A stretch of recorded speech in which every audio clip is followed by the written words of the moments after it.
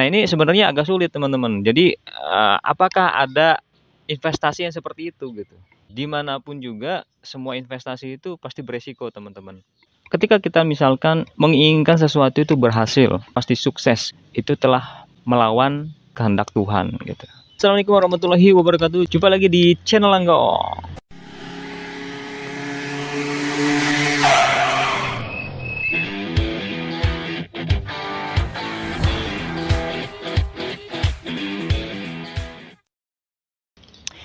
Kalau misalkan ada pertanyaan, saya mewakili dari beberapa orang. Dalam benak saya juga ada pertanyaan. Apakah ada dalam dunia ini tempat untuk berinvestasi yang memang aman, pasti menghasilkan atau menginginkan sesuatu itu pasti sukses gitu, teman-teman ya. Dan pasti itu bisa menjadikan kita itu kaya raya. Menurut saya ya, setelah saya baca gitu ya, setelah saya telusuri gitu ya, sebenarnya nggak ada sebuah kepastian dari sebuah investasi yang kita lakukan dimanapun ya, walaupun itu yang dibilangnya di tempat instansi yang sangat kompatibel atau kredibel gitu kan. Karena ya namanya dunia investasi, namanya dunia saham, saling bergulir, saling mempunyai resiko, saling mempunyai keuntungan besar gitu kan. Yang harus dipahami bahwa setiap keuntungan yang besar itu pasti memiliki resiko yang besar gitu kan. Kita berani untuk melakukan sebuah investasi itu kita juga harus bisa menerima resiko yang besar tersebut gitu. Terkait dengan keinginan kita ya teman-teman. Kalau secara manusiawi, kita itu memang menginginkan sesuatu pasti berhasil ya teman-teman. Sukses, apapun yang kita lakukan itu pasti berhasil dan sukses gitu kan. Tapi ternyata ya teman-teman, di dalam berjalannya investasi yang kita lakukan gitu ya, apapun ya bentuk usahanya atau bentuk bisnisnya gitu ya, ternyata memang nggak bisa semuanya itu nggak bisa kita pastikan pasti berhasil ya teman-teman. Jadi yang bisa kita lakukan adalah ketika kita berinvestasi, kita harus terus bisa memantau saja, lalu kita melakukan langkah-langkah berikutnya jika terjadi hal ini atau hal itu ya gitu. Menurut pengalaman orang-orang ya teman-teman ya, di banyak tempat ya, mengapa mereka itu sering gagal investasi. Ternyata memang benar-benar di dalam dunia ini, di dalam dunia bisnis itu yang telah saya sebutkan tadi ya, bahwa dunia bisnis itu bergulir gitu ya, sehingga bisa menyebabkan bisnis kita itu belum berhasil gitu ya. Nah, inilah kenapa banyak hal yang harus kita waspadai. Apa sih gitu kan hal-hal tersebut gitu ya. Sehingga hari ini saya akan mengulas tentang sebab-sebab atau pengaruh-pengaruh yang harus kita waspadai teman-teman terhadap investasi yang kita lakukan gitu ya. Perihal pertama yang harus kita waspadai adalah yang kita harus yakini, yang kita harus percayai gitu ya. Kita sebagai umat manusia dan memiliki keimanan gitu ya, bahwa di dalam dunia ini ada kekuatan yang memang nggak bisa kita lawan gitu kan. Itu adalah kekuatan Tuhan teman-teman. Sering saya sebutkan di dalam konten-konten sebelumnya gitu ya. Memang di dalam Al-Qur'an juga disebutkan gitu. Di surat Al-Baqarah di 155 ada dalilnya menyebutkan bahwa dan kami pasti akan menguji kamu dengan sedikit ketakutan ya teman-teman. Kelaparan. Nah, kelaparan disebutnya kelaparan, kekurangan harta teman-teman. Terus jiwa dan buah-buahan.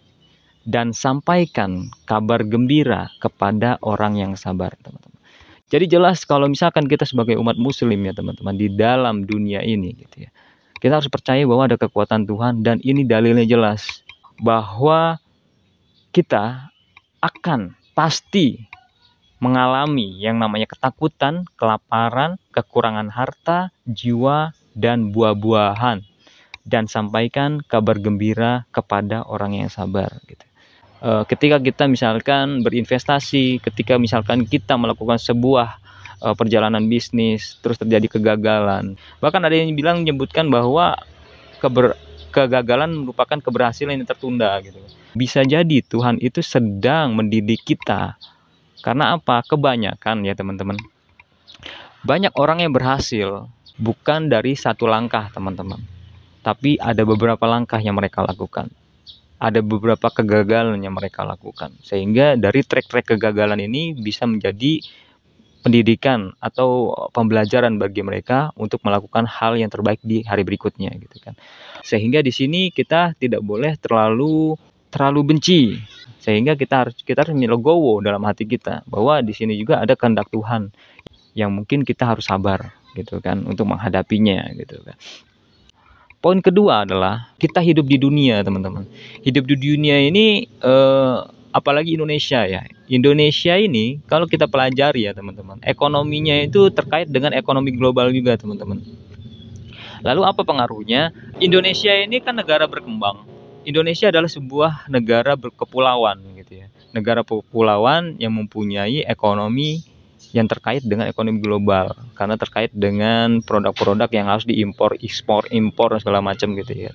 Apakah pengaruh ekonomi global itu mempengaruhi kepada investasi yang kita lakukan gitu kan? Ternyata benar, teman-teman. Salah satunya adalah itu, teman-teman. Kita harus tanpa sadari ketika misalkan kita berpikir tentang ekonomi global ya, teman-teman. Jadi apa sih contohnya ekonomi global yang bisa mempengaruhi investasi yang kita lakukan? Seperti contoh, teman-teman, seperti kemarin yang di tahun 2019 kita dihadapkan dengan virus COVID-19. Ternyata ya, teman-teman, virus COVID-19 itu telah mempengaruhi ekonomi secara global, teman. Bahkan bukan hanya di Indonesia, tapi ekonomi secara menyeluruh ya. Nah, itu terkait juga dengan investasi yang kita lakukan di sebuah tempat, teman-teman.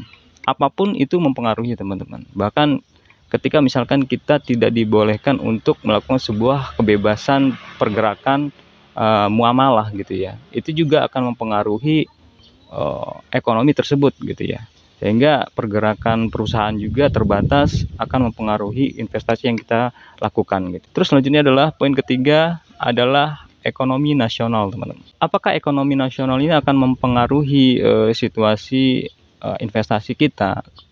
Seperti contohnya, teman-teman, bencana alam. Dan kemarin juga bukan hanya bencana alam ya. Bencana alam ini termasuk seperti kayak COVID-19 juga termasuk bencana alam, teman-teman. COVID-19 itu telah membuat pertumbuhan ekonomi menjadi turun ya, teman-teman. Lalu mempengaruhi sektor rumah tangga di dalam negara ini. Lalu mempengaruhi juga investasi. Terus selanjutnya adalah bisa mempengaruhi sektor impor dan ekspor, teman-teman.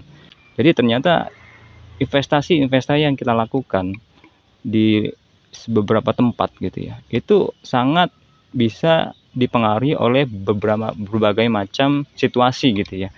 Jadi nggak bisa kita memastikan sebuah investasi itu pasti berhasil gitu kan. Lalu poin keempat adalah manajemen perusahaan, teman-teman.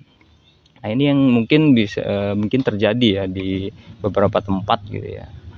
Ada manajemen perusahaan ini yang kurang kredibel atau kurang siap, banyak hal ya yang mempengaruhinya di dalamnya itu ya, seperti kesalahan atau kurang tepatnya manajemen perusahaan dalam mengambil keputusan gitu ya, harus bertindak apa gitu dengan situasional ekonomi nasional menghadapi ekonomi global gitu kan. Misalkan di dalam perusahaan tersebut gitu ya memiliki dana atau uang gitu ya, lalu dia sedang berinvestasi di dunia sektor yang A gitu ya, ternyata sektor A itu terdampak dengan ekonomi global gitu ya, lalu kan akhirnya kan perusahaan yang berinvestasi tersebut akan terpengaruh gitu, sektor tersebut gitu. Akhirnya kan dengan kesalahan tersebut ini akan mempengaruhi perusahaan tersebut gitu.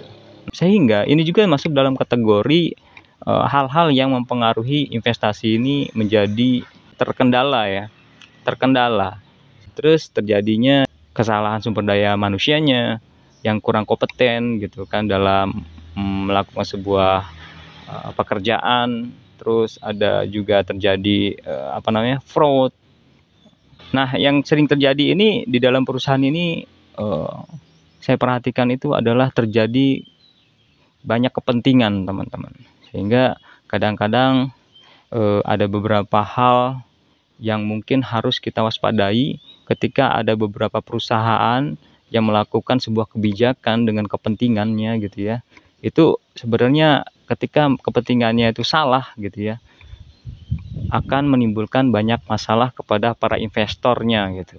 Nah itu teman-teman harus diwaspadai juga, dan teman-teman juga harus bisa membaca dan melakukan sebuah langkah yang tepat ketika misalkan dihadapkan dengan situasi seperti itu gitu. Perihal selanjutnya adalah tentang terkait dengan penipuan teman-teman. Penipuan investasi ini sebenarnya sudah banyak ya kasusnya gitu ya. Tapi pertanyaannya adalah kesalahannya di mana sih sebenarnya? Sebenarnya ini sangat kalau kita mempelajari secara dalam gitu ya. Contohnya banyak sekali ya kasus yang kemarin yang kita pelajari dari kasus binomo. Nah, siapakah pesalahnya di situ gitu kan? Saya tidak bisa memberikan sebuah kepastian siapa yang salah gitu ya. Tapi memang kejadian hal tersebut selalu berulang gitu di negara kita gitu. Nah, ini harus kita waspadai, siapa sih yang salah gitu. Kita harus bisa menerunut dan kita bisa analisa. Semoga saja dengan pelajaran yang sering terjadi dari penipuan-penipuan tersebut yang bisa dilihat di media ya, itu bisa memberi pelajaran kepada kita bahwa kita terjauhkan dari kasus-kasus seperti itu ya teman-teman ya. Jadi teman-teman, kesimpulan yang bisa kita dapatkan dari konten hari ini adalah teman-teman jangan pernah menganggap sebuah investasi itu adalah sebuah keberhasilan yang pasti. Yang bisa kita lakukan adalah terus melakukan sebuah langkah-langkah yang tepat ketika melakukan sebuah investasi ya. Nah, hal-hal yang di atas tersebut yang mempengaruhi investasi harapnya bisa dijadikan sebagai pedoman ketika teman-teman dihadapkan dengan sebuah kegagalan investasi gitu ya. Tapi bukan berarti kegagalan investasi itu tidak juga terkait dengan hukum ya teman-teman. Tetap harus sadar hukum. Sehingga dengan hal tersebut kita bisa mengembalikan dana yang kita investasikan tersebut. Baiklah teman-teman, hari ini kita mengulas tentang konten itu saja ya. Jangan lupa di subscribe, like, share, dan komen. Semoga bermanfaat. Wassalamualaikum warahmatullahi wabarakatuh.